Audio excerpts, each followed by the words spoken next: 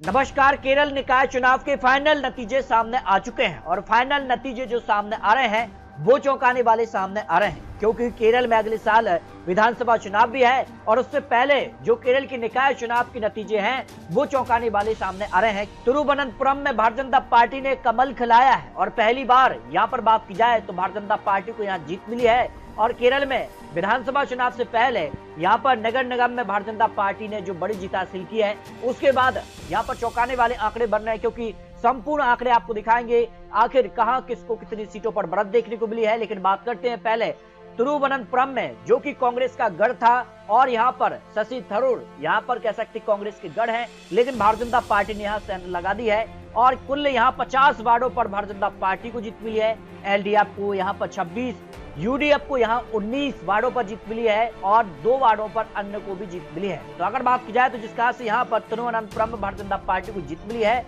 यहाँ पर पलक्कड़ में जो है नगर पालिका में यहाँ पर एनडीए ने सत्ता फिर से बरकरार रखी है। यहाँ पर कोलम नगर में भी कह सकते कि 25 साल बाद एलडीएफ को सत्ता से बाहर होना पड़ा है और कोची नगर निगम में कांग्रेस को यहाँ पर यूडीएफ जो गठबंधन कांग्रेस का उसको जीत मिली है। यहाँ पर तुरसूर नगर निगम में भी यूडीएफ ने यहाँ पर बड़ी जीत हासिल की है। अगर आंकड़ों की बात की जाए तो यहाँ पर 17,337 ग्राम पंचायत के वार्डों में से यूडीएफ जो कि कांग्रेस का गठबंधन था, उस गठबंधन को 7,603 वार्डों पर जीत मिली है। एलडीएफ यानी लेफ्ट जो गठबंधन है उसको यहाँ पर 6,253 वार्डों पर जीत मिली है और एनडीए को यहाँ पर 1385 वार्डों पर जीत मिली है और अन्य को यानी 1251 अन्य जो निर्दलीय चुनावी मैदान में उनको जीत मिली है। ब्लॉक पंचायत की बात की जाए तो यहाँ पर जो कह सकते कि 2267 वार्डों में से 1123 वार्डों पर कांग्रेस यूडीएफ गठबंधन को जीत मिली है। 800 यहाँ पर 68 पर यहाँ पर एलडीएफ लेफ्ट गठबंधन को यहाँ जीत मिली है।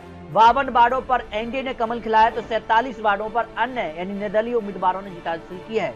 डिस्ट्रिक्ट पंचायत की बात की जाए तो 346 वार्डों में से यहाँ 84 वार्डों पर जो कांग्रेस का गठबंधन है यूडीएफ उसको जीत मिली है।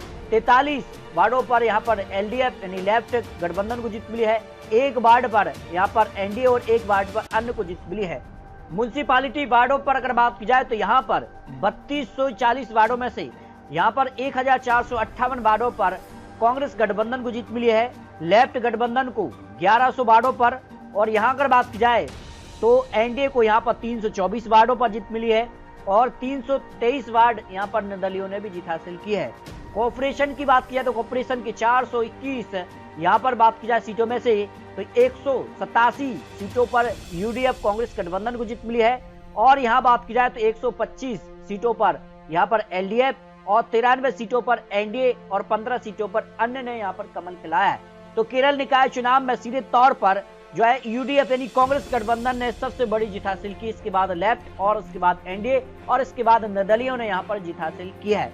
तो केरल निकाय चुनाव में भारतीय जनता पार्टी ने जरूर तिरुवनंतपुरम में जीत बड़ी हासिल की है और इस जीत को लेकर भारतीय जनता पार्टी इस बार केरल की विधानसभा चुनाव में पहुंचेगी, क्योंकि यहाँ पर केरल की राजधानी तिरुवनंतपुरम में जिस कहा से यहाँ पर बम्पर जीत यहाँ पर भारतीय जनता पार्टी को मिली है। तो केरल निकाय चुनाव के नतीजे क्या विधानसभा चुनाव में सीधे तौर पर असर डालेंगे, इसको लेकर आप रख सकते हैं। बहुत जल्द आपको केरल विधानसभा चुनाव का ओपिनियन पोल भी दिखाने जा रहे हैं। तो मिलते हैं नए आंकड़ों के साथ, तब तक जय हिंद जय भारत।